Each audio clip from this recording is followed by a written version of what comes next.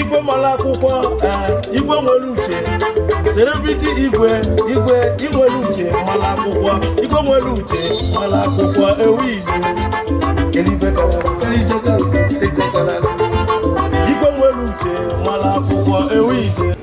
Special track for His Royal Majesty Igwe Patrick Onoti, celebrity Igwe. Celebrity Igwe Uju na-eme ọgọ Igwe ju na-eme ọgọ nweze abatago anyị ga-eje mgbulubu ngwa ga-eje egwu m ga-elu mmeje mgbulubu dị na Nkanụ ọ nweze na-ekwu Igwe ju na-eme ọgọ Igwe ju na-eme ọgọ Igwe esegbulu ụzọ chi Igwe Patrick Jerry Ọnụọkibe oji na-eme ọgọ bịa kirie mụ na nnọ na-egwu a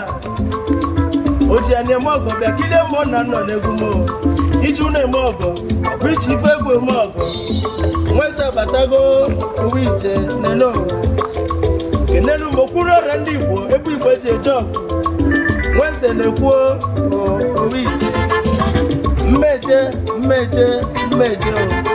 mmeje n'ugwu elu ọmụ agbani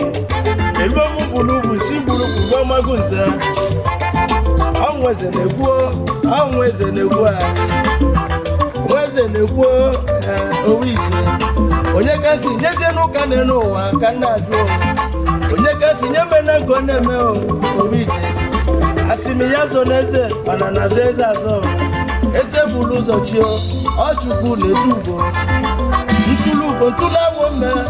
na-eje nweze bata egwu anọ dị n'obi anyị ọgba ndị egwu owu ije mmeje kelibe karara kelibe kelije gara kelibe kelije ka ije na egwu abịa aba saa nweze na-egwu egwu obodo eze egwu olumani oju na-eme ọgọ Igwe Patrick Ọnụọkibe nke imela amaka Jerry nke imela amaka managing director Ventures Agrovilla Limited n'ụwa niile ọga aka n'ụwa nkwọ mekene yo nke imela amaka dị n'ụwa owu ije nweze na-ekwu egwu anọ dị n'obi anyị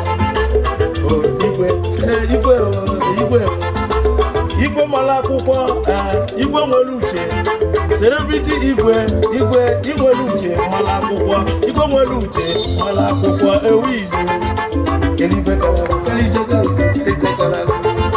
Igwe nwere uche mara akwụkwọ ewu Igwe